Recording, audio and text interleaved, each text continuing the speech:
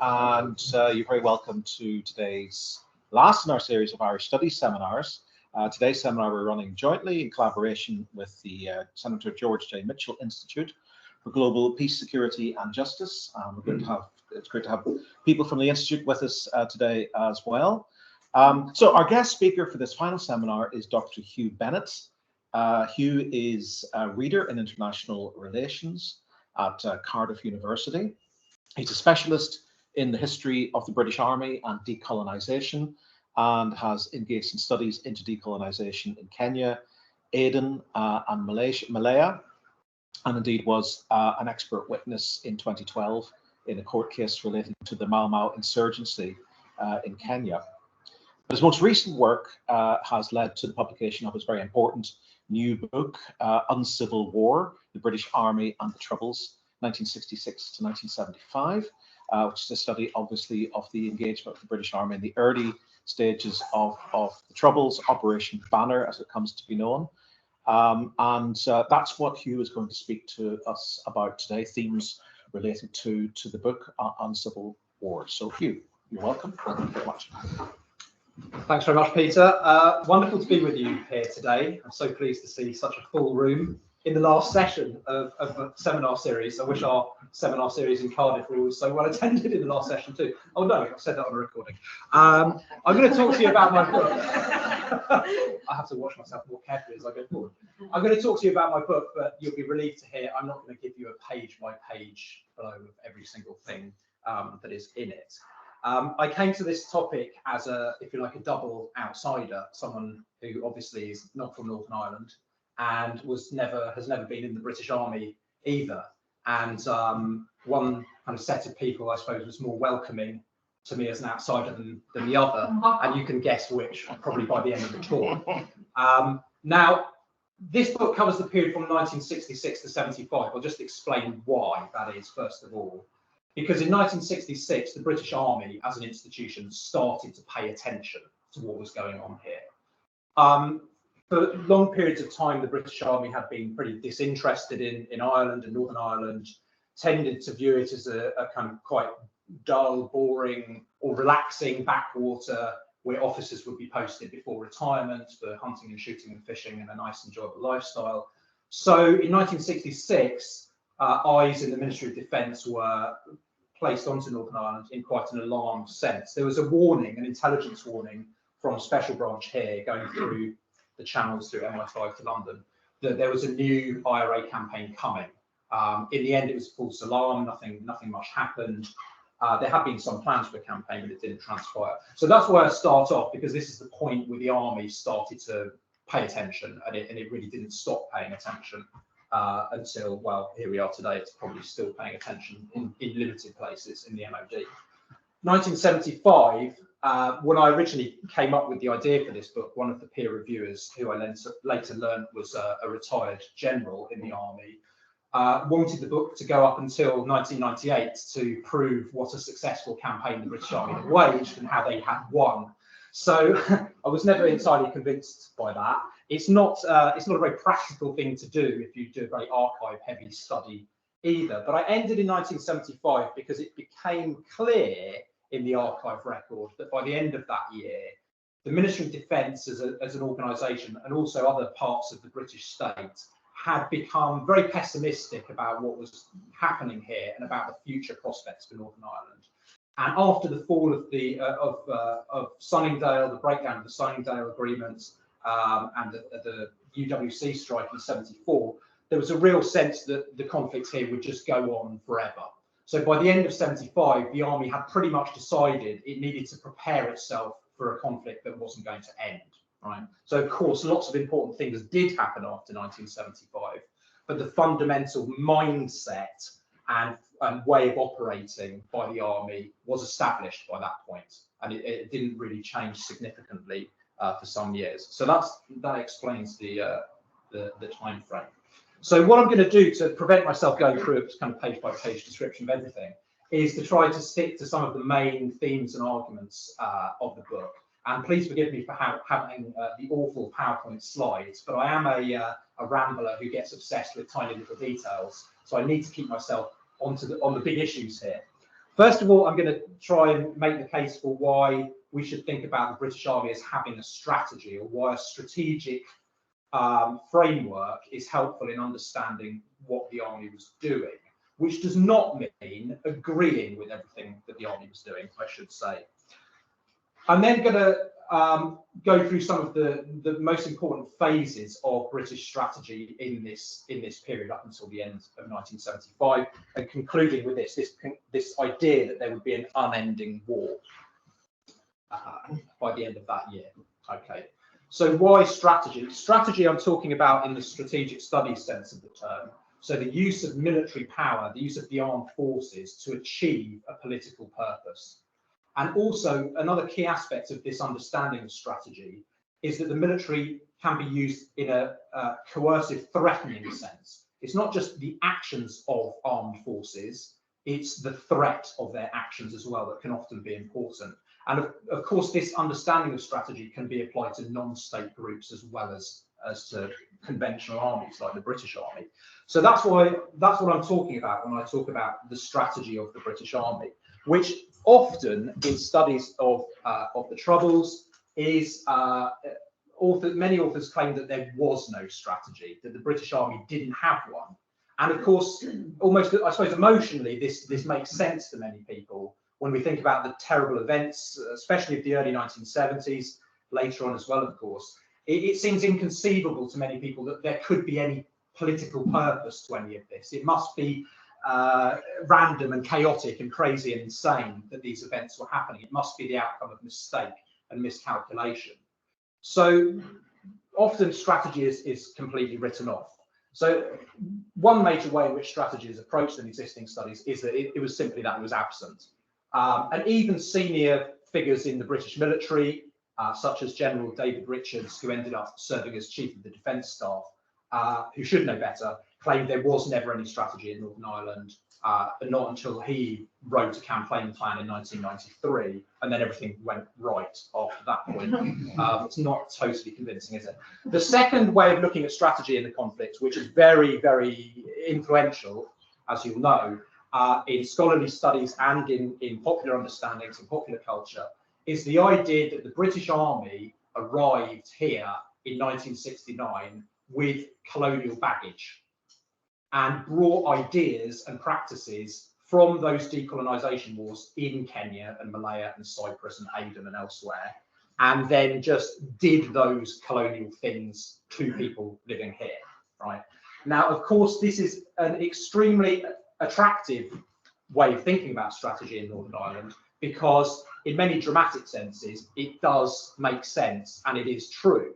So if we think about some of the most controversial policies, interrogation in depth or torture, internment without trial, the use of force and so on, we can see that there certainly are colonial precedents for what was done. Some of the people who enacted these practices, the people who trained the special branch in how to do interrogation in depth, had also used those techniques themselves in Aden only a few years before. So this colonial way of looking at British strategy, it makes sense. Of course, the more you study the colonial wars, the more you realise that many things that were done in the colonies were not done here. Okay, so it explains some things, but not others. There was no use of strategic bombers, as there was in Kenya. There was no mass incarceration of hundreds of thousands of people in detention camps or torture camps, as we've been learning that they were in many instances. There was no systematic use of sexual violence in the way that there was in some of the colonial conflicts as well. So my argument is that the colonial way of thinking about British strategy cannot be completely rejected. It can't be completely ignored, but there are limits to what it can tell us about what the British Army was doing in the 1970s and beyond. And then the third way that strategy is often talked about, of course, which is, again, fundamentally attractive and logical, is the idea that there was a war here, and it was a two-party war between the British state and the IRA. And that interaction tells you everything you need to know about what was going on. Anybody else who was involved was a proxy of one side or the other, or they were insignificant. So the more I dug into the archival record, the clearer it became to me how important loyalist paramilitary groups or loyalist terrorist groups were in the evolving strategy of the British Army. Okay, and of course, in the violence itself, a large amount of violence was committed by loyalist groups. So it's not convincing to think of this as a two-party war. It's a three-party war at a minimum, if we don't think about the role of Ireland and the United States and Europe and all sorts of other actors as well. So I'm pushing back against that. Now, the other fundamental feature of my study, as well as being a strategic study, is that it's a historical study. So at its sort of to put it very simply, of course, historians are interested in the relationship between continuity and change. And what I'm going to talk about for a lot of the rest of my talk today is change and how the strategy evolved over time, right? But before getting into that, I need to set out one really significant continuity. Now, what the British state and the British Army as part of the core of the British state was most fearful of in the late 1960s, from 66 onwards into the 70s, was civil war. And of course, the meaning of civil war and people's ideas about what this would actually look like changed over time, and different people had different conceptions of what civil war meant. One particular set of documents from 1968 are really helpful for seeing how the Ministry of Defence and the Home Office, who put this analysis together between them, how they viewed this idea of civil war as a, if you like, a worst case scenario. They came up with 5 different scenarios of what might happen with the unfolding, gathering, unrest, the civil rights movement and the reaction against it that was taking place in the late 60s. So scenario number 1 was that things would be fine and would resolve themselves. Right? This was the optimists' scenario. The police would be able to handle any kind of minor outbreaks of trouble. There would be no real need for the London government to get involved. They'd just keep an eye on things but wouldn't really get involved, and everything would sort itself out naturally. And each of the scenarios became more sort of pessimistic. Scenario 5 was civil war in Northern Ireland, sectarian conflict, a complete breakdown of law and order, and conflict between the UK government and the Northern Ireland government. There would be direct conflict. The police here would fight against London's interests. Crucially, this worst case scenario did not only envisage trouble in Northern Ireland. Of course, for any London government, Northern Ireland, as with Wales, is quite low down on the list of priorities. So what was most alarming to politicians in London and senior civil servants and military was the idea that this civil war in scenario 5 would spread. It would spread into Ireland, into the south, and affect lots of areas in the south, and it would spread over to the British mainland, and especially into places like Birmingham and London and Manchester and Glasgow with diaspora Irish communities, and that there would be sectarian conflict in those major British cities, which would be very difficult for the UK police forces to control. So this was this kind of worst case thinking in the minds of senior strategists from 68 onwards. And you can see these ideas kind of popping up again and again and again in the discussions, in the policy meetings over the following years. And if we think about it, for those in charge of security matters and defence and the military, this was quite a natural way to think about the world. For senior soldiers, their main concern in life was thinking about World War III. It was not Northern Ireland. It wasn't wars in the colonies or any peacekeeping anywhere else. It was about World War III and limiting conflict and preventing this catastrophe or apocalyptic warfare from breaking out. So it seems to me that there's a sort of a translation of that way of thinking over into the Northern Ireland context as well. And this is something that I try to do throughout the book, is to show how for the British military and the senior decision makers in the UK government, Northern Ireland was always put in that global context, and I'll come back to that, the Cold War context, and of course in the context of UK politics. Okay, so that was an element of continuity throughout the period that I'm looking at, this fear that things would get could get dramatically worse and spiral out of control. And sometimes that led the government to decide to use more repression because they thought it was preemptive, which we'll come on to. So by contrast, a major period of discontinuity, a limited period, which had disastrous consequences that we'll talk about much more, I argue lasted from around June 1971. So people often claim that there was a major shift in British government policy towards Northern Ireland, a major kind of escalation towards repression with the introduction of internment and the use of interrogation and death or torture in August 1971. My argument is that that decision was made several months earlier, and you can see the stepping up in military activity earlier than August. And that this lasted not until Bloody Sunday, but until March 1972. And you can see in the official discussions around this time that there was, my argument was that there was a deliberate strategy of trying to crush nationalist and republican dissent using force before there would be any kind of major political accommodation or reforms brought into place, such as abolishing Stormont or systematically reforming Stormont. So in this period, directed by Prime Minister Heath, the British Army were pursuing a strategy of victory. They did actually think they could win a war in that period of time, okay? Which has been kind of written out in many of the Army's own accounts of what was going on. They've argued that they were always peacekeepers, they were always impartial, they never took sides. In this period, they took sides very clearly. Okay, so formative days. Now, I'm going to come back to Prime Minister Heath and the implications of his decisions in a few moments. But it's very tempting, it can be very tempting, maybe at this particular political moment as well, with an election looming, to blame everything that went wrong on the Conservative Party and the Conservative government.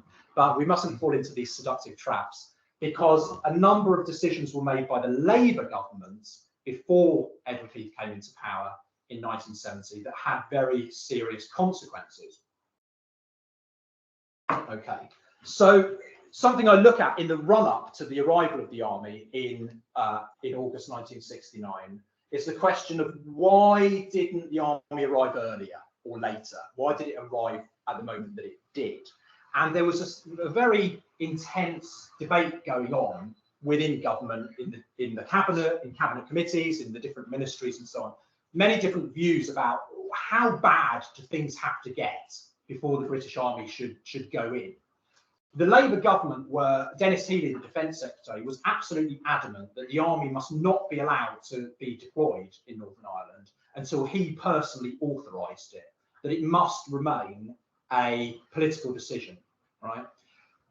The Chief of the Defence Staff, Lord Elworthy, who had a law degree, pointed out to Healey that in fact it wasn't up to him, that under the Constitution, the civil power, which would mean the Northern Ireland government or the Northern Ireland Police, the RUC, had the ability to call the army onto the streets if they were unable to uphold law and order without London's approval. So there was a bit of a constitutional wrangling when this decision was going to come into play. In the end, the army did only arrive after ministers permitted them to do so. But the decision was, the deliberate decision was that the army would only be sent in once the RUC had been seen to completely fail to uphold law and order, right? Now, of course, that did happen, but what that meant was that the credibility of the police force was very severely damaged, right? And a number of people were killed, hundreds of people were driven out of their homes, there was intense violence in August 1969 before the army arrived. So one of the consequences of that decision not to put the army in earlier was that things got worse. Now, this is a counterfactual argument. What would have happened if the army had come in earlier? Would everything have been rosy and wonderful? Maybe not, right? But it's worth thinking about that debate at least. Once the army did arrive, there was a lot of effort put into this kind of activity, trying to repair trust and reassure people, basically, that there could be a return to normality and that people were safe. You know, there were barricades going up in the streets all over the place, hundreds and hundreds of barricades, because people thought they were going to be attacked again. So it's a very logical reaction to intercommunal violence, is to try and protect your community. So a lot of effort was put into the trying to get the barricades taken down, because they were a very visual representation of the distrust and fear that was still very much prevalent in the atmosphere at that time. So this is one of those areas where this colonial understanding of the British Army doesn't really help us, because when the army arrived, they did not just get out the repressive toolkit and start doing the colonial repression straight away. There was this extended period of months, or maybe longer than that. You can debate exactly how long it went on for, but a serious effort to try and reassure people. And when you look at the records of regiments and battalions in different locations, you can see some of the effort that was going on. I found in Derry the Queen's Regiment from Surrey holding just dozens and dozens of meetings all the time with different community groups, different community leaders, trying to just reassure people, and they're very effective at doing it. So this was an effective use of the military in the first instance. Of course, what that did, one of the things that did gradually, was it made the IRA pointless, because the IRA was supposed to be there to protect people from another kind of, to prevent another pogrom in August 1969, another event like that happening. And so they weren't necessary if the British Army were going to effectively protect the population. So kind of paradoxically, this effective security building by the army in the early months made it more necessary for the IRA leadership to become radicalised and to gradually build a campaign and an offensive against the army and the police. Okay. What's going on simultaneously, of course, is that the Labour government in London have decided that these problems can be resolved essentially by addressing the civil rights campaign's grievances, right? And that's what they do, is they get the Stormont government to agree to a set of principles, and gradually these reforms do come in. Right? One of the surprising things I should just mention that I found in the archives was, one of the main claims of the civil rights movement was that there should be reform to local government elections, right? That the gerrymandering local elections should be abolished. The Stormont government offered that in the summer of '69, several months before the army arrived. And they said, we'll give you this, London, if you send the troops in now. And the Labour Party government said no. So that was probably quite an unfortunate decision. Okay, so this was going on and seemed to be effective, but of course it was not popular amongst sections of the Unionist and the Loyalist communities, and very significant to bear in mind that the first major outbreak of violence, very intense violence in Northern Ireland against the British Army was in October 1969, and it was on the Shank Hill, and it was organised, and there was quite a significant use of automatic weapons and very disciplined firing from groups against the parachute regiment.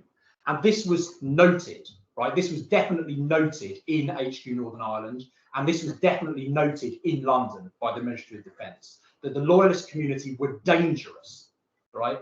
And that they would not stand for everything that London was trying to impose upon them. So we'll come back to that. The rise of pirate. I've already mentioned the kind of destabilising effects of the British Army being effective at providing security, but of course the emergence, the creation of the Provisional IRA is also due to the fact that the decision had been made to essentially allow the RUC to completely fail, and for that outbreak of major violence before the British Army arrived. That's another reason why the provisionals were created, and then managed to, crucially, to recruit people. The creation is interesting, but not that important. What's important is how do they actually persuade people to join, right? The final thing I'll say about the Labour government's tenure before the 1970 election, which is important for us to get away from this idea of Labour being kind of soft or pro-reform, and the Conservatives being hardline and law and order, is that the move towards a crackdown and towards more repression by the army was authorised by the Labour government before that election later in the year. And it was done because of the threat from loyalism. So there were a series of intelligence assessments about what was going to happen during the marches over Easter 1970. And both the police and the army intelligence assessments concluded that the main threat came from loyalist groups, that there was a threat from those groups. But because they were too dangerous to be tackled directly, the best thing for the British Army to do was to stop nationalists and Republicans from upsetting the loyalists. So there was a preemptive attack launched against the IRA before the provisionals had really gone on to a major offensive. They had been using violence before then. It was very clear in their statements that they were going to launch a major campaign.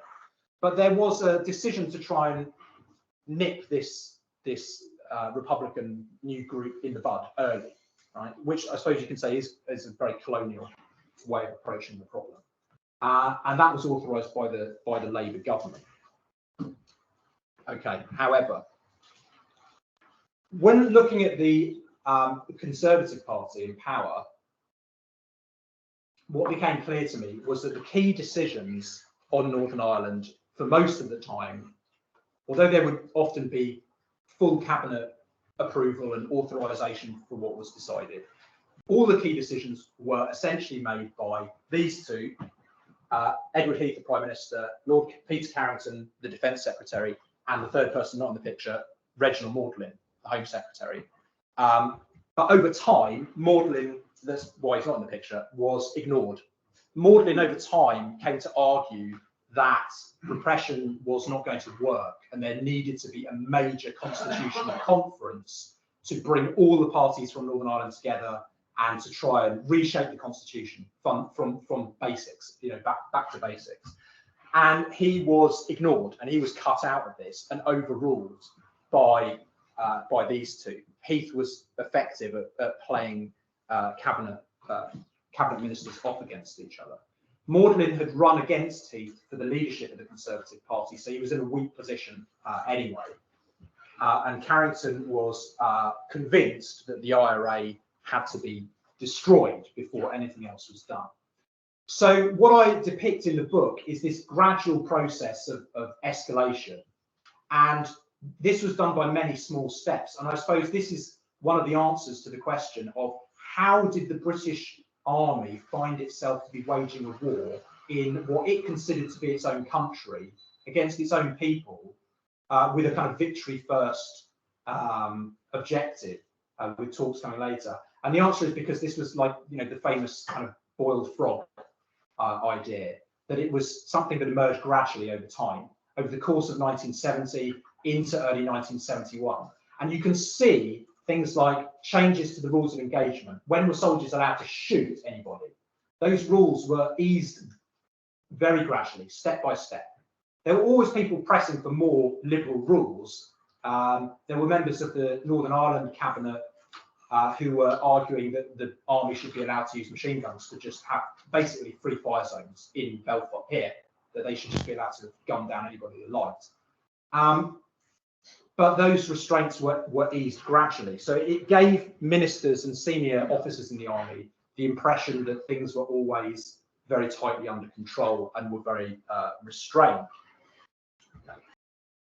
So this is a gradual process. If we have to pick individual events, I would argue that the most important one in this period for Prime Minister Heath personally, you can see his reaction to it in the day afterwards in a cabinet committee meeting, was the shooting dead of the first British soldier, Gunner Curtis, in February 1971.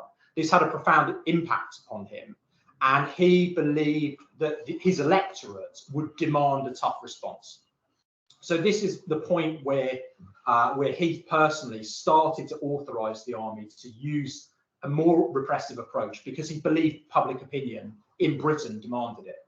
As far as I can tell, he didn't have any public opinion polling. He didn't have any hard data on that. It was his politician's intuition of what the electorate would want. This politician who was not known for his great grasp of public opinion, but that's what he believed people would want. So you can see in the weeks and months following that shooting in February 1971, that he starts to use phrases like this, that we are now in a shooting war with the IRA. There's another meeting where he and senior military advisors are discussing the consequences of what this would mean in Northern Ireland. What would it mean if the army was allowed to be more aggressive on the streets? And he's told directly by the army, it is going to mean that innocent people get killed. And his answer is, that is a cost we will just have to bear. So this is not done unwittingly. This is not done without any awareness of what the costs are going to be. It's done with full knowledge and full professional advice. So we can see this escalation before internment. I won't talk much about internment now, apart from to say that, of course, the military advice, the intelligence advice was that it wasn't necessary. There was an arrest operation that had been in place for a few weeks before internment came in, which was already producing results as far as the military were concerned. So their advice was that internment would be politically counterproductive, but they were overruled by the civilian ministers who wanted faster results, essentially. So what I then go on to do in this part of the book afterwards is to explain how this came about. Why did this approach of trying to achieve military victory in Northern Ireland, why did it last for as long as it lasted, right? Because immediately internment was introduced, it was clear to everyone that it was a disaster, right? This was reported on widely in the press. The violence went through the roof. It was evidently unsuccessful from the point of view of, is this approach reducing the violence and bringing about a solution to the conflict? No, it was not successful. And this was the advice coming from many different quarters to the cabinet. So you have to ask the question then, well, why did they persist with it from August 1971 until March 1972? Why did this go on for so long when the violence was just getting worse and worse all the time? And unfortunately for those like me when I started the project, who like nice kind of simple Labour versus Conservative binaries, part of the answer is that the Conservative government was supported in this endeavour by Labour in opposition. So if you read the public statements, here's a surprise for you. Politicians are two-faced. Not a big shocker, right?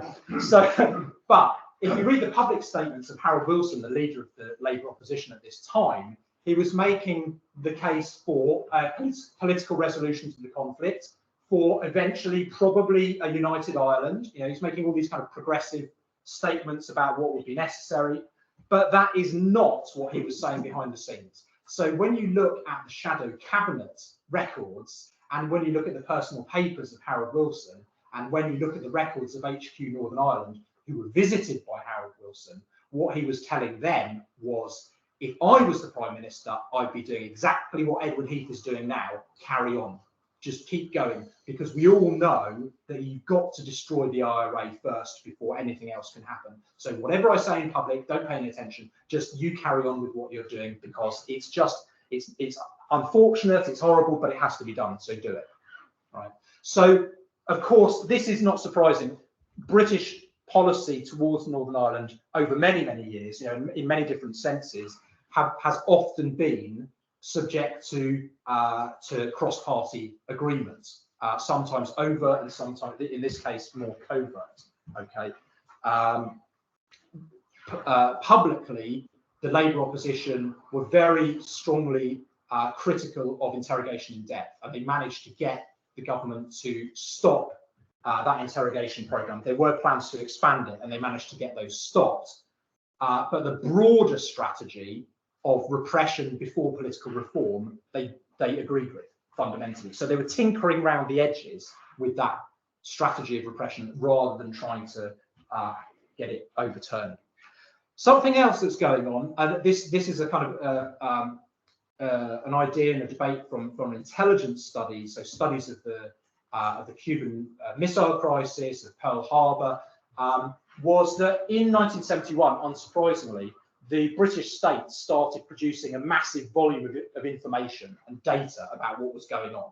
Now, some of it's reliable, some of it's not reliable. You know, I'm not saying it's all true, But for ministers and those at the top of government who are having to make these decisions, they became exposed to a much greater volume of information. So my argument here is that they essentially struggled to sort the wheat from the chaff. They had no clear single dominant indicator. So dominant indicator is a single metric of success or failure, right? So think Vietnam War. I got this idea from scholars of the Vietnam War. The body count, right, in the Vietnam War, is the body count going up or is it going down? That is the metric for the decision maker of what they're going to do next. Are they going to change course or carry on with what they're doing, right? The UK government did not have a clear metric of what success or failure would look like according to all this vast array of information that was coming in, quantitative and qualitative, from many different sources. Okay, so that's I think another reason why they didn't change course earlier. But they did consider changing course repeatedly, right? And this is related to the events of Bloody Sunday, right? So it is essential that we don't view Bloody Sunday as unforeseen and as inevitable. It was foreseen. There were warnings given by members of the military, civil servants, the intelligence services, that if this strategy was persisted with, of victory first, that it was going to lead to some kind of disastrous event, and that there needed to be a change of course first. What we can, the cabinet records, the cabinet committee meeting records on this are quite illuminating. What's more illuminating that I found was that the Ministry of Defence, anyone in academia will understand this reference, they had a committee to preempt the committee, right? So before, they wanted to make sure that at the cabinet committee, they got what they wanted. So they had a pre-meeting to kind of try and fix it, basically. And the minutes of those pre-meeting meetings are very revealing, because there you get senior generals and Peter Carrington and others saying very openly what they really thought. Whereas cabinet records in Kew are very often massaged. You know, you can't quite tell who said exactly what. It was mentioned in discussion that blah blah blah blah, right? These minutes are precise, and they show that on three or four occasions, Carrington was directly asked by his senior military advisors, can we change track? We need to stop with this approach of victory first, because it's not working. According to our analysis of the data, it's not working, and things are going to get worse, and we need to negotiate with the IRA now, and we need to negotiate with all parties to the conflict now. And he personally blocked those requests. So these kinds of seismic events were not inevitable. There were people who were making decisions about whether the strategy that led to that event were going to happen or not. Now, of course, there was no order, as far as we're aware. I'm not saying there was an order for anyone to commit the murders on Bloody Sunday. I'm certainly not saying that. But there was a deliberate intention to crush the protest on that day in Derry. And there was a deliberate decision to put the parachute regiment in Derry on that day, who were not normally used in Derry. So these were deliberate decisions that were part of this overall strategy of trying to crush rebellion, as it was seen, before there would be any reform. Okay. What I do after discussing Bloody Sunday in the book, I don't try to kind of redo the whole of the public inquiry, which is very, very reliable on the events on the day. Where I disagree with the inquiry's conclusions, is that Lord Savile explicitly stated that in the run-up to Bloody Sunday, the British government were doing everything possible to reach a peaceful resolution of the conflict. And my argument is that they were not. They explicitly were not, and there's evidence for it, which he did not consider. He should not have come to that conclusion without looking at the policy-making evidence, and he didn't look at it. So it's a faulty conclusion, in my view. Now, another idea that's very dominant in writings about the Troubles is, and I think it's very appealing to many British people, is the idea that Bloody Sunday must have changed everything because it was so appalling. It must have changed everything. Of course it did. And that doesn't explain the, I've forgotten how long it was now. I think it was 11 weeks between Bloody Sunday happening and the government fundamentally changing course and suspending Stormont and introducing direct rule. Right? There was a delay, and there was a delay because there were other things going on that were more important for the British government. Accession to the European Community, the EEC, now the EU. Those negotiations had to be concluded. The parliamentary vote on it had to be settled before the government would risk doing anything on Northern Ireland. There was movement from the Irish government as well. An offer of greater security cooperation from the Irish government was very important in persuading Heath to change course. And critically, the Labour Party shifted their position. So Harold Wilson went from saying, we back this approach of victory first. He switched and he told Heath personally that something now had to give. And he acted as an intermediary with both the provisional and the official IRA, going to meet them in Dublin and reporting back covertly to Heath on their offers of negotiation. So both wings of the IRA said, if the British government changes course, if they suspend Stormont, if they change their strategy fundamentally, we will cease fire and we will enter negotiations with them. Okay, and that message was conveyed via Wilson. The other message that was also conveyed at the same time via Wilson, that they also said, was if London carries on with this campaign, then we will now begin to start to attack England. So the thing that the civil servants and the senior military and the government ministers had feared for years, this idea of the conflict spreading, it was now being directly threatened, the direct coercion from the IRA. Now, that part of the strategic communication has not been captured in the government record. That is captured in the private papers of Wilson, which have been missed by previous scholars.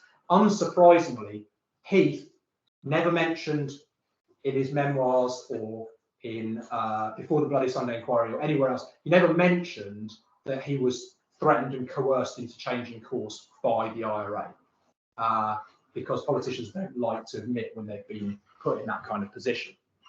Okay, so it was a complex kind of mixture of these things going on that finally forced a switch towards, for the army, low profile, so less patrolling, less house searching, less arresting people, restrictions on the use of firearms, and by the politicians, by Willie Whitelaw, brought in as the new Northern Ireland Secretary, negotiation with the IRA, which of course famously collapsed and was a failure, largely because of intransigence by the provisional IRA, who were completely unwilling to be flexible on anything. So while this was going on, both sides, and there's quite a lot in the book about tactical adaptation and methods of the army and of the IRA, both sides used this period to strengthen their position and to recoup and recover from what had been going on until that point.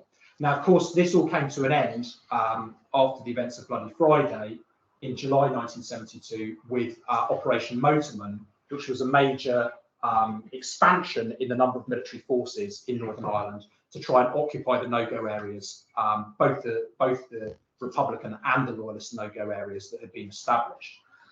This was done in part by bringing in forces from Germany. Okay, this arguably around the period of Operation Motorman and a couple of months after it was the window of opportunity when the British Army had sufficient manpower in Northern Ireland to deal with both the IRA and the Loyalist groups. Okay, but they couldn't sustain that manpower presence, and that fundamentally shaped the decisions that were taken afterwards. So what happened, of course, as well as all this interaction between the British government and the IRA in 1972, was that there was a major mobilisation of Loyalist paramilitaries. This happened before direct rule came in. It was certainly catalysed and accelerated by direct rule because people were convinced that the British government was going to sell them out and leave, and there would be Irish unification. This definitely accelerated the mobilisation, but the mobilisation happened before then, and in fact was one of the reasons given for why direct rule should be brought in, because the mobilisation was happening anyway, right? And as part of that, throughout the summer and into the autumn of 1972, there was a growing amount of murder conducted by loyalist groups, the UVF and the UDA predominantly, also the Red Hand Commando and some others. Now, of course, they had been active before this point, but in 1972, this was when their violence really escalated seriously. So the British Army, you can see in the summer of 72 and the autumn of 72, had to decide what to do about this loyalist threat. And the major fear here, really by London, by the army in London rather than soldiers based in Northern Ireland, was that there would be a two-front war, that the British Army would be fighting both the Republicans and the Loyalists simultaneously. And the reason why that was unacceptable was that the British Army didn't have the manpower globally to spare. So sufficient soldiers existed in the British Army, but they could not be spared from Germany, from the commitment to NATO and defending against the Warsaw Pact. Okay? So Britain's global commitment to NATO was seen as more important and something that couldn't be weakened in order to prioritise Northern Ireland. Now, this is at a point where NATO's military strategy accepted that the Soviets could only really be deterred with nuclear weapons, right? So I argue in the book that this was, if you like, a false argument that was exaggerated by the British Army as a helpful excuse for not sending more soldiers to Northern Ireland. They could have done it if they wanted to. The cabinet could have decided to expand the size of the British Army. If you have an army designed for fighting World War III and for some peacekeeping, that then all of a sudden has got 20,000 odd soldiers on operations in Northern Ireland, you would think that the government would significantly expand the size of the army because the commitments have expanded, right? They didn't. 4 battalions were enlarged.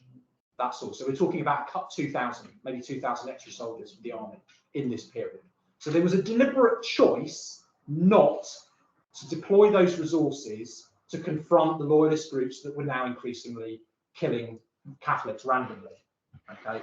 There are a number of occasions where the army came close to head-on battle, as they had in the Shankill in October 69 against the loyalist groups, and they just about avoided it in the summer. So they eventually settled, the army eventually settled with Northern Ireland Office approval on this policy that they called paying out rope towards loyalism, otherwise known as appeasement.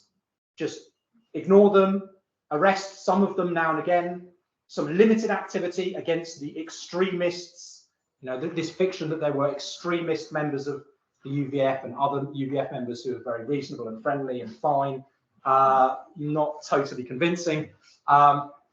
Appeasement. There's one of the shocking things I found in the course of researching the book was that in October 72, the parachute regiment, the same part of the parachute regiment that committed the murders on Bloody Sunday, accidentally arrested 55 members of the UVF above a pub. And they were, according to the assessment afterwards, they were the leadership of the UVF for the whole of Northern Ireland. And they were all back on the streets within 48 hours, all of them, at ministerial, with ministerial approval. Okay, so you can see the tensions. There were those in the army who were pushing for a more aggressive approach towards the loyalist groups. But at the top level, the government were very, very wary of confronting this opponent that they thought they couldn't defeat. Right? There was a very serious worry about how dangerous those groups were. So this is, obviously, it's important just in terms of the violence, but it's also important, I argue, in how we get to here, the end of Sunningdale, the most serious attempt at political solution of the conflict until the 80s, the mid-80s or the 90s. This is the most serious effort in town. It's very flawed. There are lots of problems with it in terms of its constitutional politics, of course, but it was a serious effort. Why did it fail? It failed because of loyalist militancy. And why did the loyalists feel that they could get away with it? Because systematically, for month after month after month before that, they had been very cautiously handled by the British Army, who wouldn't touch them. Right? So they felt confident enough to do that because of this appeasement policy that had been pursued in the year or so beforehand. So yeah, getting near to my end time. So what this ends up meaning is that over the course of 1972, 73, 74, 75, what you can see is that the British Army, in terms of its own tactical doctrine and its own principles of how to deal with conflicts of this nature, you can see that it is becoming more efficient. It is becoming better at its job. You can see that it is becoming much better at arresting the officer class leadership of the Provisional IRA. There are dozens and dozens of those people being arrested on a weekly basis. There are hundreds of them being arrested every single month. There's an astonishing intelligence operation that's building up over these years. But it's not working. It's just kind of whack-a-mole. And this keeps going on and on and on. One of the reasons, of course, is that the army, because of this concern over the force level and that troops have to be kept for Germany and there can't be enough troops to deal with every area in Northern Ireland, it means that, you know, one of the fundamental principles of the British Army's own doctrine is protecting the population. And they simply cannot protect the population on a consistent basis because troops are being rotated through all the time. And each battalion, each regiment has got its own culture, its own approach. Some are more aggressive, some are less aggressive. Some are from the shires and kind of quite attuned to the countryside. Some are from the British cities. You know, there's different kind of character to each regiment.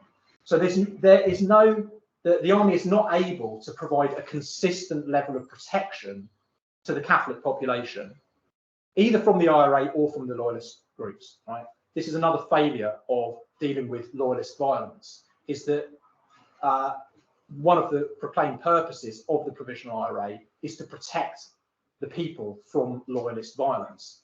And that actually has some credibility when the British Army is not able to do that job in their stead. Okay.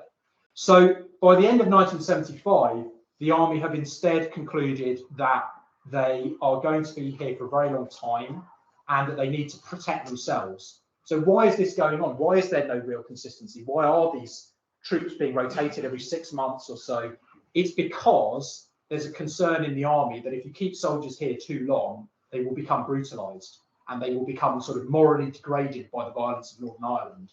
And it will affect the army as an institution that will be incapable of performing its main global functions, right? So the army it comes to a place where it's prioritizing itself and its own survival and its own sustainability above protecting the people of Northern Ireland. Okay. So you get this kind of pessimistic statement. This is from David Omand, who at the time was a MOD civil servant and went on to be the director of GCHQ, that we just cannot envisage peace. So what this strategy means, this balance between dealing with republicanism and loyalism, what it means for the army as an institution. Sorry, it's a bit difficult to see perhaps, but this dark black line here. So this is how the senior ranks of the British Army. This is from the Ministry of Defence monthly statistics that they start to produce. This is the information seen by cabinet ministers as well. So from the army's point of view, by the end of 75, this dark black line, you can see that the army's casualties, killed, wounded, and injured, are pretty stable, right? There's some fluctuation, but as far as the army is concerned, this is a campaign approach. This is a strategy that can be waged forever as the army just goes about its normal recruiting business and turnover of personnel. It can be waged forever. Also, if you look at IRA, killed and wounded, also for the IRA, it's a sustainable war that can just go on forever. So you can say to some extent, some of the belligerents end up mirroring each other, which is quite common in armed conflicts. For people who live in Northern Ireland, this is civilian casualties, right? This line at the top. And what is most remarkable about this line is how inconsistent it is. Up and down, up and down, up and down, up and down, up and down.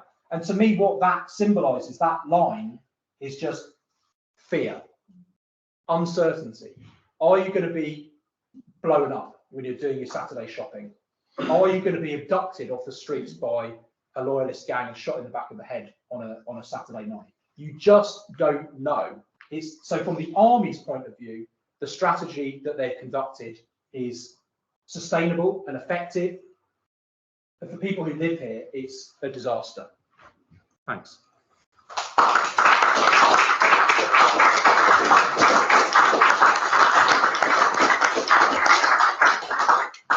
Huw. Thank you so much for that. There's a lot to discuss there, I'm sure. We have an audience online, audience in the room. If you're online and would like to ask a question, raise your hand digitally or type a comment or question into the text box. But let's start with people in the room. Richard, your hand's up first. Over to you. Thank you, Peter. Thanks very much. I enjoyed that. Two questions. One is about loyalism and one is about access to sources. On the loyalism, I mean, from your talk today and from your book, it seems to me that although on the face of it, it's a not trivial argument to say we don't want to be fighting two fronts at once, and particularly we don't want to be fighting people who form the majority community. Yeah. It's a non-trivial argument. Yeah. On the other hand, you suggest to you that there was an alternative and that they could have had some successes. In the book, you cite examples where they do move against loyalists without the huge effervescence of violence. And the effects of that on all sorts of things in Northern Ireland could have been denied. So could you say a little bit more about your overall view of the counterfactual? If the UK state had taken the more even-handed view towards terrorism's orange as well as green, would things have been significantly different? The second thing is you hinted at the start of your comments about responses to your research. I mean, I have to say, when I read your book, the British Army didn't have as much to fear from you as an interlocutor as they might have done from some people. I mean, it's, they don't come out of it cleanly, but nobody does in Northern Ireland. But they do come out of it in terms of you reporting the benign as well as the malign. But from the bit at the end of your book, when you say a bit about the journey of getting sources, people might want to hear a little bit about that in terms of the journey that there was and the obstacles and your reflections having produced it now. Thank you. Thanks, Richard. Yeah, on a two-front war. So it is a realist prospect. So there are repeated threats made by unionists and loyalists against the British government, against the senior army commanders, against battalion command, like quite junior officers and soldiers. You know, this message of don't mess with us because you'll regret it is coming through, you know, often and via various different channels. It is credible. You know, there is material in the army records that I've seen, the military intelligence assessments of the loyalist groups that, you know, shows like the amount of weapons that are held by these groups, for example, and there's a significant fear over the number of ex-service personnel in the UDA, for example. There are known to be a significant number of people there who have military training and will use it against the British Army. So it's not a kind of a made-up threat. It's a very credible threat. Something that we don't know, and this relates to the second question as well, is that from fairly early on, I think from about, if I remember correctly, about 1970, one of the main agencies gathering intelligence specifically on the Protestant or loyalist threat, as they call it, is MI5, right? So the question that I don't answer in the book is how credible was this threat from the UDA and the UVF and so on in detail at specific moments in time? And I can't answer it because the MI5 assessments and the Joint Intelligence Committee assessments are not available and the government won't release them, right? So this arguably is an example of a completely self-defeating policy by the British government, because that evidence may prove that actually this threat was very serious and the British Army did not have the capacity to be more assertive against the loyalist groups. So it might actually, you know, kind of give support to the decisions that were made, but we don't know. There were absolutely instances where the army arrested loyalist groups after much kind of warning about, oh, there's going to be a crazy backlash and we can't possibly move against those people, and then nothing happened. There are a number of those instances. So there was a lot of sort of variation in place and time throughout these years, and doubtless like beyond the mid-70s as well. I think it, you know, as I said, I think the point that is very telling is that by 73 and 74, the MOD in London were very focused on this manpower question and resources, right? And resources in defence are not a given that are unalterable. They can be altered, and they are frequently altered, the resources that are allocated to a problem. So they made a choice not to essentially extend the motorman deployment so that more could be done against the loyalists. That was a deliberate choice, right? In terms of sources and obstacles, I mean, we could be here for a few weeks, couldn't we? But a very mixed picture. What happened at the beginning of the project? I worked for King's College London at the Defence Academy, and I was given a tour of the MOD main archive in the main building in London by the director of corporate memory, horrible title, who no longer exists. He was abolished, and there was nobody succeeded him, and he was trying to persuade people in the MOD to let me do a sort of semi-official history that would be published in public, but where there would be extra access to sources, and this was dragged out over a year, and then it just died. It just disappeared, and he moved on to another job, and nothing ever happened. So that, I think there are many people in the military and veterans who would like more to be known about what was going on, but there are also many within the military and the MOD, both at the top level, people like Johnny Mercer, who only want a certain view of the past to come out. And then at the regimental level, with regimental museums, where doors were just shut.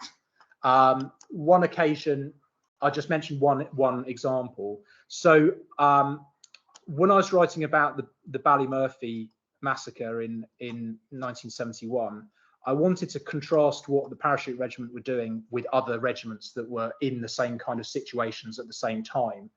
And I found some evidence on a regiment that I won't name.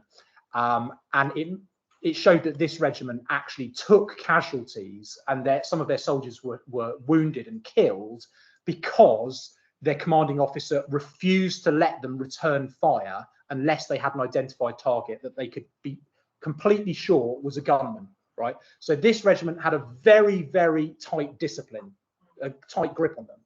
So I wrote to the regimental museum and I told them all this. I said, look, I really want to find out more about this and a bit more about the commander who came up with this idea, and are there any veterans? And so I was invited to the museum to look at their archives and to interview 4 or 5 people who are still around, who were there at the time in 71. And then a week later, I had an email saying the invitation is rescinded. The trustees have decided you're not to be allowed in, and it's too sensitive and it's too upsetting. And so, yeah, and there are other examples like that of, if you like, kind of quite self-defeating cover-up. Yeah. Thank you. Yes. Thank you so much. It was fascinating. My dad was in the army in the Troubles, so he very much echoes that sentiment about he wants more discussed. But I think kind of on the last slide that you were chatting about there, did you find that there was any challenges like with the army in terms of recruitment, because people were seeing this level of attack between the bombs and the shootings with paramilitaries? So was there a trend in the recruitment to the army with that? No. I thought there would be, but there wasn't. So what happened early on in, I think, 70 and 71 was that army recruiting went up because some young men like the idea of getting in a fight and being involved in violence. So there was initially for the army a positive effect as they saw it. And then there was a big concern about, not about recruitment, but about retention. So there were a lot of people leaving the army in 73 and 74 and 75. But so I saw that and I assumed it must be because of what's going on in Northern Ireland. But actually the major reason for it and the way it was stopped and it was eventually controlled was about pay. So there was a huge inflationary spike in that period, like cost of living crisis, basically, and army pay didn't keep up with it. And eventually the government caught up and they increased the army pay quite dramatically, and then the situation stabilized. So there were some parts of the army that were worried about this, and there were some kind of well-publicized examples of regiments that did have people leaving because of the strain, especially on family life. So it wasn't the reason that was most often given was about the effects on military families, right? So for families based permanently in Germany, for example, where the husband would be going back to Northern Ireland for 6 months every 2 or 3 years, this was seen to be having a very damaging effect upon wife and children, right? So that's the reason that was given at the time. Of course, you have to read that through the kind of construction of masculinity in the 70s, that perhaps soldiers would be more willing to blame the wife for wanting them to get out of that situation, rather than to admit themselves that they don't really like being shot at. Right, that's quite maybe, you know, from an army point of view, that's a bit of an unmanly thing to say. So I wonder, you know, that's something that's difficult to. Yeah. You'd need oral history would be a better way of getting at that, rather than archive based, which this mainly is. Yeah. Margaret? Thanks so much for an amazing paper. The book is fascinating. And the paper was fascinating. There's so many things one could focus on, but what you said about Harold Wilson, I thought was particularly intriguing. I wonder if you could. So when he was saying one thing publicly, what he was saying privately was completely different. Yeah. And while he was playing the role he was playing in Dublin as kind of intermediary, he was actually a kind of an intermediary for Heath, if I understand it correctly. Yeah. Say a bit more about that. It's just so interesting. Yeah, I mean, it's very difficult to get at because the record essentially, you know, it's Wilson's own notes of those meetings, his records of those meetings. And then I discovered, I worked out how he transmitted this information back to Heath, because the day I did a digital newspaper search, and discovered that the day after he got back from Dublin, he and Heath were at a public service that was held in aid of peace in Northern Ireland at a cathedral in London, right? And then so I was like, oh right, they're both in that place. What are the chances?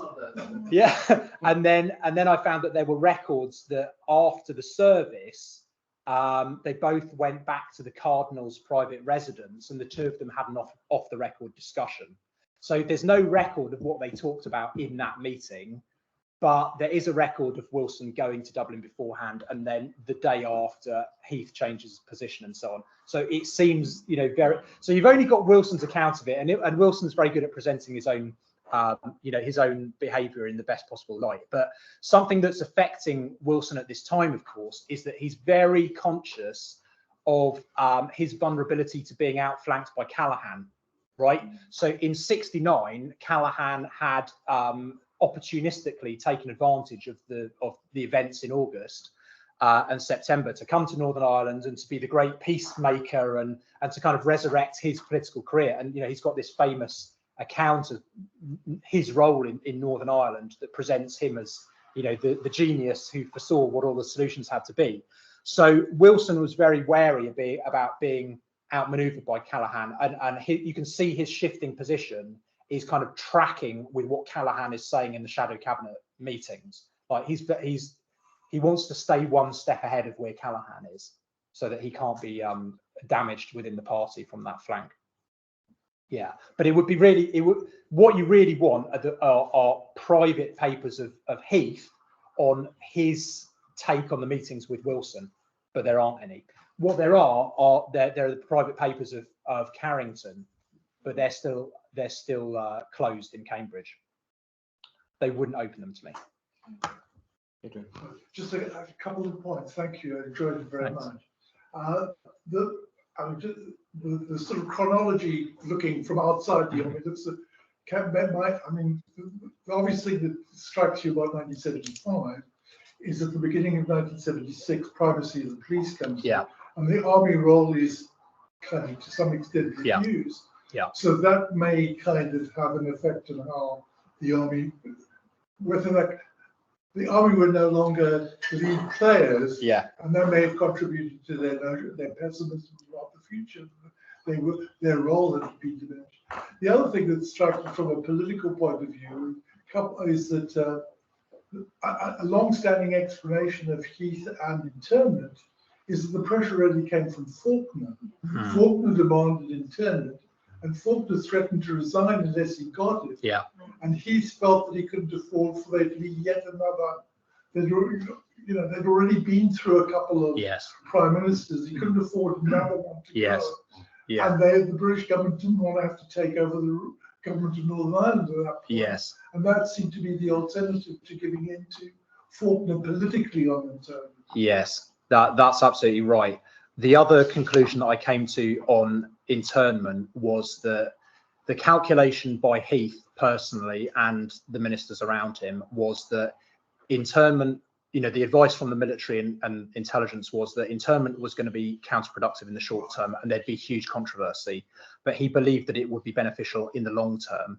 So if somebody was going to take the blame for it politically, it had better be Faulkner rather than Heath, right? So a lot of the early scholarship that came out on internment before the archives were opened have kind of served Heath's purpose in saying that this was all Faulkner's doing, and Heath had no desire to do it, and he was backed into a corner.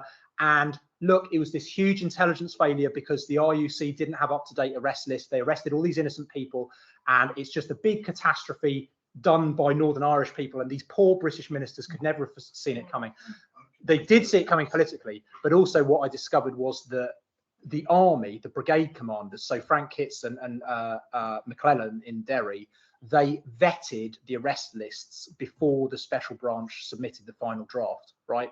So this idea at the tactical implementation level, the British Army and the British state had no idea that all these innocent people would be arrested. They knew that they would because they saw the lists and they had some of the names taken off and other people put on.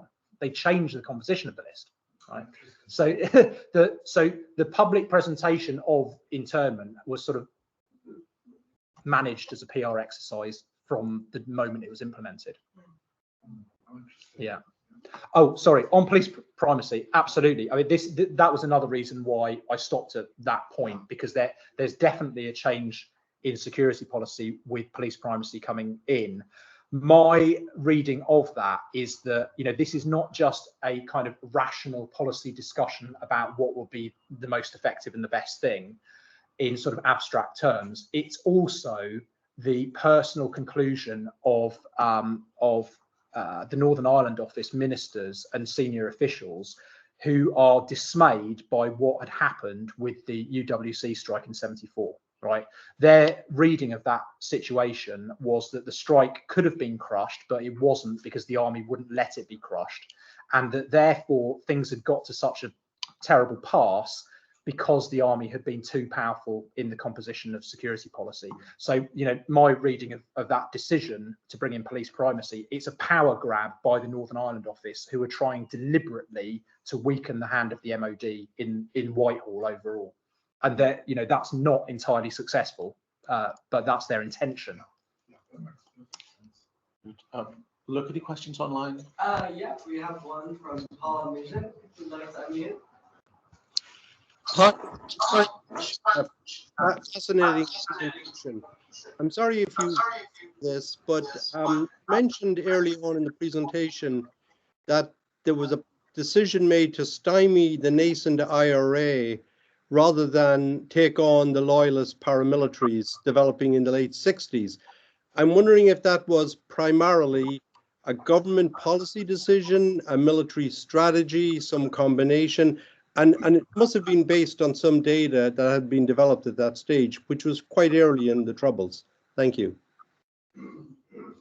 Yeah, thanks very much. So yeah, that decision was taken, as far as I can tell on the evidence that's available at the moment, in March 1970, and it was a joint decision by the UK government with the advice of the army and the RUC in Northern Ireland.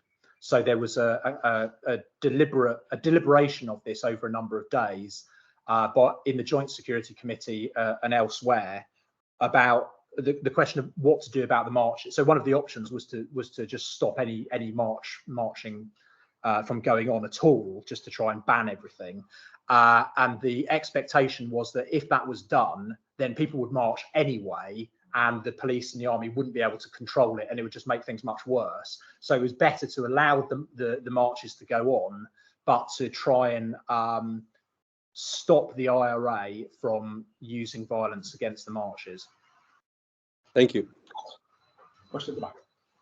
Hi, thank you, great talk. And just going on the idea of the colonial element of the strategy, I was wondering if how elements and ideas of whiteness played a role in the strategy, both in terms of having a step-by-step escalation as opposed to in Kenya or Aden, but conversely, in the different treatments between Republican and loyalist sides in terms of ideas of Irish whiteness versus British whiteness. Yeah, that's such an important question. Thank you. I struggled with this because, as you can imagine, the higher up you go in the decision-making hierarchy, right, towards up to the cabinet level, the harder it is to detect this thinking, because it's all framed in very kind of neutral, rational policy-making terms.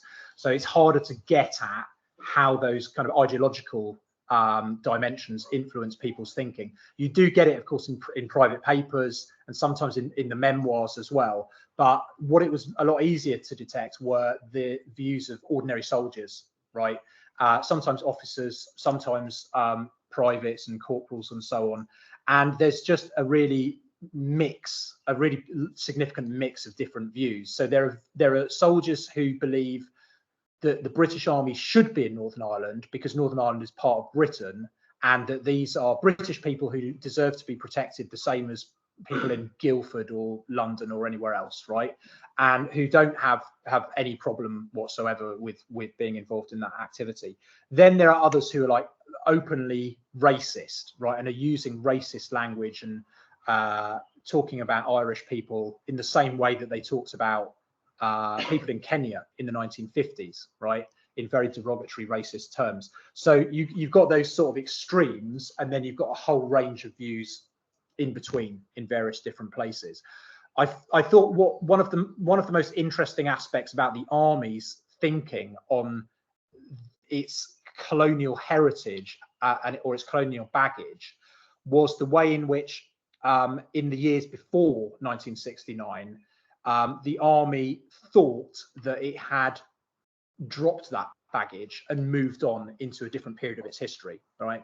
So what I did was I looked at the teaching materials, what the army was teaching itself at its staff college, the Army Staff College, in the late 1960s, and also in their literature, in like their professional military journals and elsewhere, as well as oral histories and memoirs.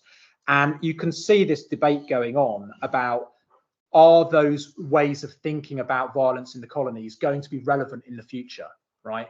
And there's quite a clear turn at the Staff College, for example, in thinking that things that were done in Aden could never be done again in the future, because colonial warfare is just not acceptable anymore. The UN won't allow it, the media won't allow it, public opinion won't allow it, Amnesty International won't allow it. So the army needs to get on top of changing expectations in society and needs to, change its behavior consequently. So I think that intellectually that made the army complacent about what it was doing in Northern Ireland, right? It made it very difficult for officers to see that what they were doing and soldiers, that what they were doing could be perceived by the people on the receiving end as colonial repression. When they were told, as they often were, that they were they're the oppressors and they should, fuck off, they couldn't accept it. They struggled to accept it because they'd convinced themselves that they'd kind of decolonized in that way, and that they weren't colonial anymore because they'd consciously decided not to be. Do you see what I mean? Yeah. So it's in the same way that in the military intelligence reports and the operational analysis of these arrest operations, month by month by month, you can see hundreds of IRA officers being arrested, right? And you just think, well, how did this keep going on, right? And the obvious reason that it kept going on was because the IRA kept recruiting more people, right? Why did they manage to recruit people? This was not a question that the army asked until the mid-70s. Very rarely, there's only 2 or 3 instances I came upon where army intelligence officers or planners are saying, hang on a minute, there's something wrong here because we keep decapitating this organization, and then a week later, all of those posts have been filled again. Why? They didn't ask it. Because if they'd asked the question, the answer would have been because the strategy you're pursuing is counterproductive. It's a self-licking lollipop that will just go on forever. You're the reason, one of the reasons that it's going to keep going on forever. So there's a sort of a blindness to it. Yes, thank you very much for that, Huw. Very interesting. I actually lived through most of this, obviously, so all of it. Do you think he actually underplayed the role of the Northern Ireland government, the Unionist government, which set it up until March 1972? You mentioned obviously the fact that the Liberal Conservatives were at 1-9, but rather the settlement made internment seemed to be, from my memory, something that's really actively pushed by the Unionist government and Graham Proctor, and it had succeeded before very well. So there was every indication. The problem was, of course, that the provisional IRA members, a lot of them weren't actually known. The special branch to the RUC. And then alongside that, to know your reference, it was only taken against one side, the Nationalist Republican side.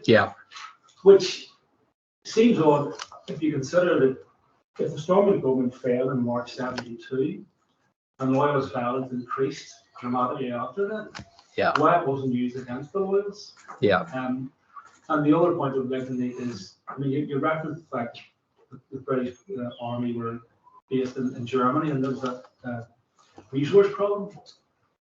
That seems odd to think that they couldn't have spurred enough soldiers to intern both Republicans and loyalists, and therefore lessen the balance. Because to take on the last point here, obviously from the British IRA point of view, they didn't have any problem getting recruits because they said, listen, this is all one-sided. If you cause violence on the Republican side, you'll be interned, shot, or whatever, but not so much on the loyalist side.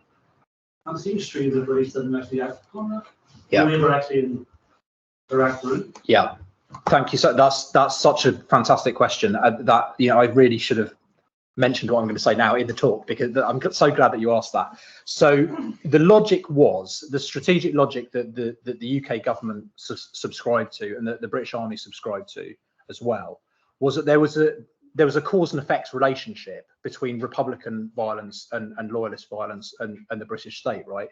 The idea was that loyalist violence was only ever reactionary to things that Republicans were doing, right? So if you got rid of the Republican threat, the loyalist threat would just automatically disappear because they weren't being provoked anymore, right? Now, there was plenty of evidence at the time that this logic was faulty, because there were periods where Republican violence, as measured by the Army's own statistics, where Republican violence went down and loyalist violence went up. So they could have known that it wasn't working, because this wasn't just a one-off. This happened a number of times, right? But that was the belief, that the loyalist violence would go down automatically if Republicans were crushed first. On Stormont's role, absolutely. What I do a lot in the book is there's two things going on. So there's constantly, as soon as the British become involved in 69, as soon as the army arrives, there's constantly pressure from Stormont, from the government in Northern Ireland, about what they want London to do, or to authorise the army to do, or the intelligence services, or all other parts of the British state. There's constant kind of noise coming from Stormont about, this is what we want. And then the British government is interacting with that, and the army is interacting with that on the Joint Security Committee. And there are times where the British government and Stormont agree, and then they do something that both sides want to happen. And there are other times where Stormont is pushing for something and London just ignores them and doesn't do it, right? So there's a lot of variation there. There are times where Stormont is playing a role, and there are other points where they're ignored. As I mentioned, for example, in this demand for more liberal use of firearms, shall we say, by the army in 70 and 71, like that's just rejected by the UK government openly. They say no. Other examples are the sending of additional forces. This is refused on numerous occasions. More troops to be sent.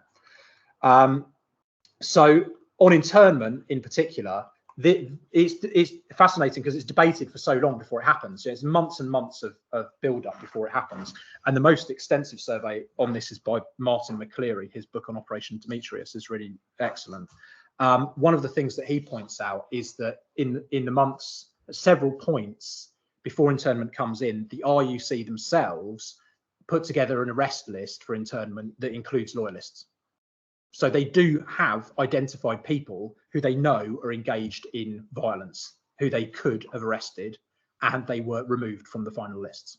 So it's not an intelligence failure. It's not that they couldn't have done it. They could have done it. It was a political decision not to do it, right? Because of the expectation about the past, about the reaction, sorry. The other thing to say there, of course, in terms of it working in the past, is crucially that it did work in the past, but in coordination with Dublin, right? It was done simultaneously, north and south. And there was effort put in by the British ambassador in Dublin to try and persuade the Dublin government to agree this time.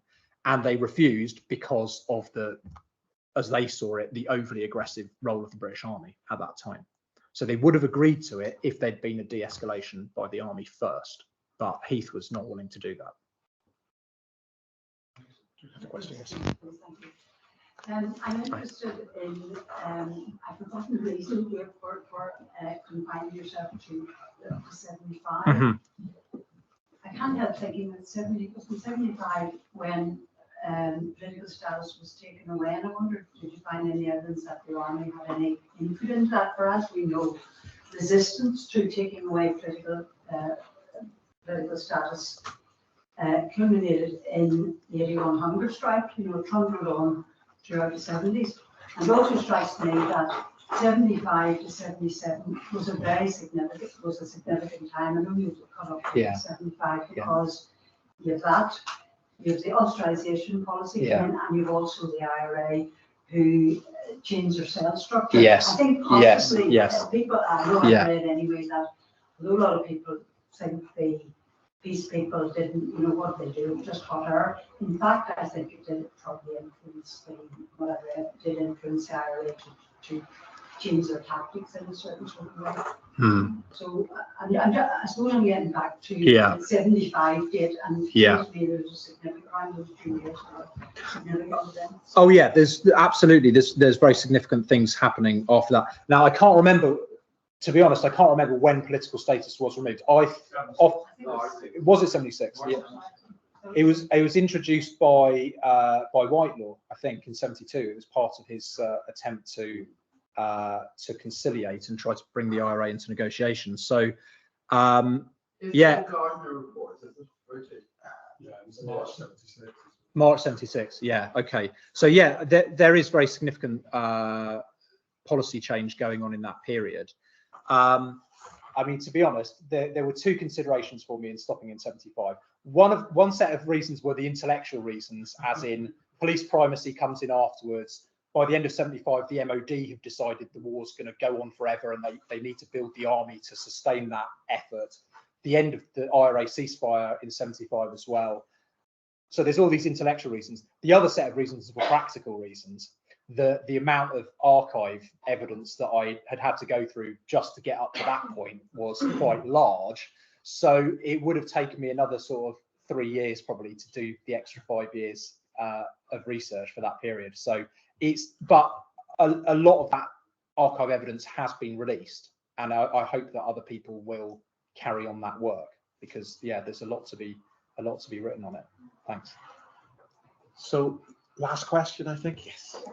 One of the things I'm curious about, so the Canadian Liberal government implemented the War Measures Act in Montreal in 1970 against the arm group, the FLQ, which was fighting for Quebec separatism. And I'm curious, it was largely, obviously controversial, but largely regarded positively. And it was a British diplomat that was then kidnapped and held by the FLQ throughout that. And I know that there were some words exchanged with the British High Commissioner in Ottawa as to, hoping that Canada would sort of stay silent as this happened. Also, and I wonder, did you find any sort of link to that as to something that was maybe brought into the conversation to planning of actions and stuff? No. So I saw hints of this in the archive. And when I was looking at it, I had to make one of those decisions about, am I going to talk about this or not? Because it's potentially quite a big thing. And then I came to the realization this is a really great PhD project for somebody else, or a book project. Somebody else can do it. It's really influenced by what's going on in decolonization history and transnational history.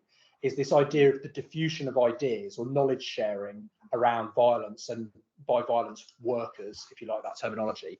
So, of course, while the British Army is very active in this period and beyond, There's a large network of defence attaches in London, for example.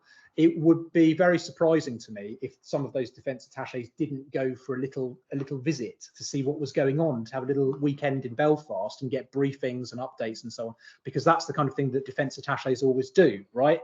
And besides defence attaches, then there's the intelligence community, then there's policing officials, then there are security academics and terrorism experts. So there's likely a global circulation of ideas around what was going on then, as much as there has been the kind of global circulation of how to do a peace process, sell the Northern Ireland model to other countries, you know, who are in post-conflict transition and might want to, you know, learn lessons from it.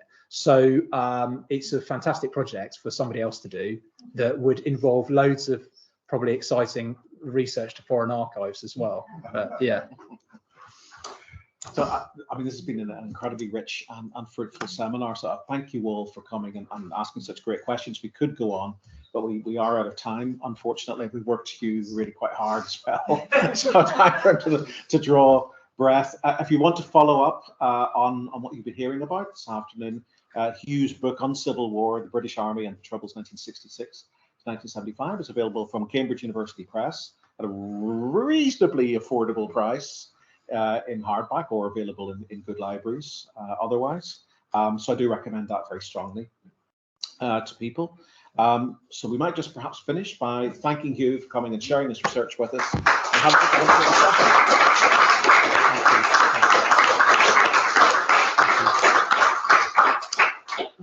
And just before everyone goes, thanks again to Richard and the Mitchell Institute for supporting and co-hosting this event. Irish Studies has got one further event. We finished our weekly seminar series, but we do have an international lecture on the 4th of June at 5 p.m.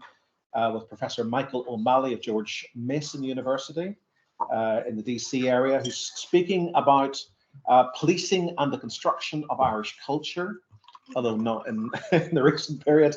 The case of Captain O'Neill, who's not Terence O'Neill, but John O'Neill, who was the head of the Chicago police force in the 1890s, 1900s, and as I'm sure many of you will know, a crucial figure in the collection of Irish traditional music in the diaspora, one of the central figures in the Irish folk revival throughout the 20th century as a consequence of his collection and his publication. So that lecture by Michael O'Malley, who's published a book on O'Neill called The Beat Cop, which is a great title, last year, will be on the 4th of June over in the Council Chamber at 5 p.m. So hopefully some people can come to that as well. Thank you all very much. There are some, if anyone needs refreshment, we do have some refreshments